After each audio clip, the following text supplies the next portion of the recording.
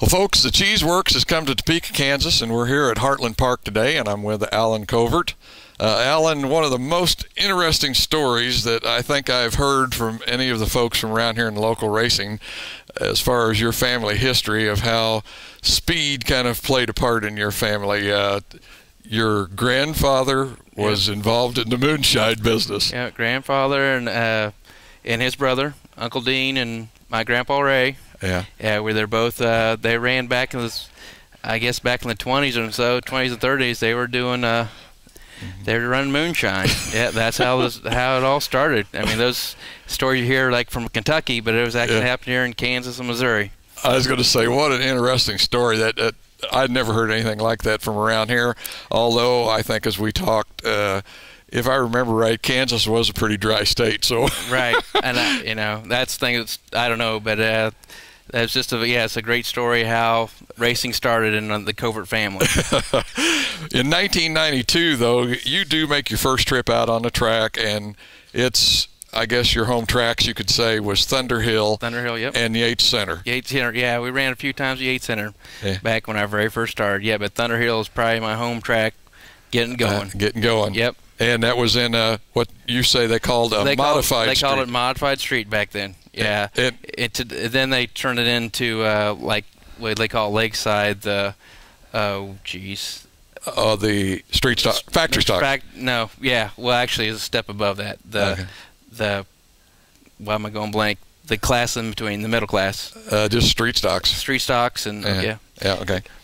So you do that, and how long were you in that modified street? I ran that for 2 years, and then I moved up. Then I moved up to modified. Okay. After that, and of course, we ran Thunder Hill, and mostly just ran Thunder Hill, and then we ran Plaza Speedway over in Junction City for a few years. We ran that Friday night, and then we run to Thunder Hill on Saturday night. So pretty much you centered your racing around Topeka area, yes. And in this out here in the plains, as I call it. Yep. Not actually plains, it's more rolling hills, but I call it plains. But anyway, 95, and then until about 2003, about 2004, then you open up Covert Racing here in Topeka. Yep. And a small businessman. Exactly. It was a lot of fun. And that's how I got to, got to know all these people. I got to know like Andy, who's sitting back here. Got to know Andy. He used to work for Dirt Works. Got to know Jay Neal, that does the BSB. See the BSB back here manufacturing. That's got to know Jay. And I was dealer for all those guys, and it was a great time. How was that small businessman life, though? I mean, it's a lot of sleepless nights. That's for damn sure. I could imagine being out there by yourself. But then something else comes along, kind of moves you out into the racing scene a little further away from Topeka, and that's when you started working for VP Fuels. Yep. Boy, that had to be a lot of fun. It was. I mean, a lot of fun. Did a lot of travel. That was the downside was the travel part. Yeah. Because I was gone anywhere from 3 to 4 nights a week. Yeah. I moved. I did a lot of VP's headquarters in San Antonio, so I was going down to San Antonio, a couple times a month, and then we had dealers all the way up to Minnesota. So from Minnesota, from Kansas, Missouri, Nebraska, Iowa, we were all over. All over the place. Now, was most of this driving? Yes. Oh, wow. that would take up a lot of time. Yep. Like you say, it can become very tiring. Yep. A lot of time on the road. Yeah. But you do that for how long? How long were you with VP? I did that for a year. For a year. Yep. Enough on the road. 1 year's enough for me on the road. You were telling me, though, that you really run into some interesting people. We were talking about that, how it had to be. I mean, let's face it, a lot of the folks in racing just have some really interesting backgrounds and lives. Of course. And can you tell me any stories about? Can I tell you a story? Yeah. We said the wide variety is, I said, we had the world's fastest demo car on the Bonneville Salt Flats. Yeah, that's the one that we sold racing fuel to that guy. Got any idea how fast he went? It was maybe 40 miles an hour. Yeah, but it wasn't much. But yeah, there's a wide variety of people, and from all of that to you see, to guys, nitromethane Harley drivers. It was like, holy smokes, you get on a motorcycle with nitro, you're crazy. I was going to say, that would be pretty crazy. Yeah. Okay, so you managed to hang with that for a year. Yeah. And then how did this deal here at Heartland Park come about? All of a sudden, just make you an offer?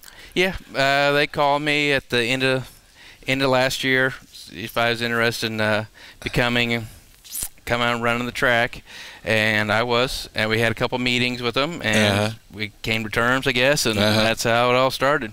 Well, for me to look at this from Heartland Park's view, this has got to be a good deal for them, because you have really got a pretty varied background as far as being in racing, and then you've also had your own shop. You've sold stuff for a fuel manufacturer, and like you say, you've just gotten to know a lot of people in the racing.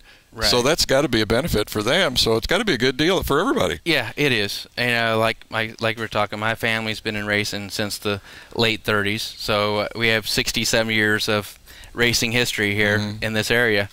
So I know everybody, and everybody knows who I am. So it's a good deal all the way around, I think. And I, being my racing background myself, so I know the ins and outs of being a racer. Yeah.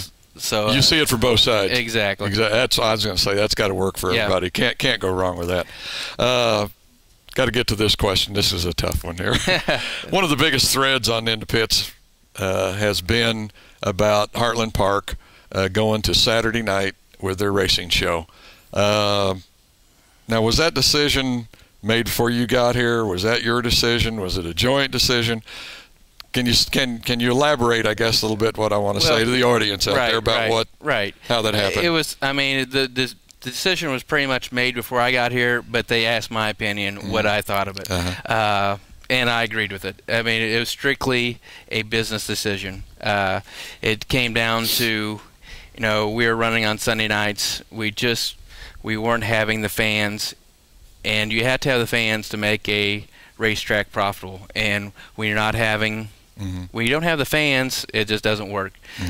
So moving to Saturday night is the ideal situation. Saturday night is it. So we have to go out and try to make Heartland Park the place to be on Saturday night. Yeah. Is there any possibility, too, does this have anything to play into it? Will there be the opportunity possibly for them to draw some more cars on Saturday night than what they were on Sunday? Because on Sunday, basically, they were the only ones running. Right. We think we'll probably about stay the same on cars. Okay. At more, no, because we're going to lose some to Thunder Hill, and we're going to gain some from Thunder Hill. It's going to be a trade-off there. So, but we're just going to do what we can. We're going to run the best show we can and try to make it more attractive to come to Heartland Park. Right. And that's, I mean, like I've told everybody, we are, no matter what Thunder Hill does, we're going to do what we got to do and not worry about them. Right. Okay. I know I've heard a few drivers in Kansas City have talked on websites and what have you that they're planning on racing to Heartland Park, and it's an unfortunate incident, but it's one of those things, like you say, it's a business decision. What else can you do? Exactly, and that was totally it. We have nothing against Thunder Hill. We just had to do what's best for Heartland Park. Right. And when you're in a business, you have to do what's best for you, not worry about what everybody else. Okay. What can we expect from Heartland Park in the upcoming year? I know you were telling me on the phone the other night that there's possibly going to be just a few changes. Yeah, a few changes. What we're doing is a lot of improvements going on, from a new press box, score box up there, to we're reworking the track. We got new equipment for the track. We're doing a lot of things. We GPS the track, to be honest with you, and to make it more smooth. So we're doing a lot of things to improve the racing, and just make. And we did our own concessions now. That's what we're doing our own concessions now to improve more fans, make it more fan friendly. Okay, so I think we're down to 20 seconds. Okay, I'm reading your hands right. some specials for different classes. I think you mentioned that to me. Yeah, we're doing specials for every class. So we're going to have a hobby stock special, factory stock special, a champ mod special, and a modified special, plus NL. Okay.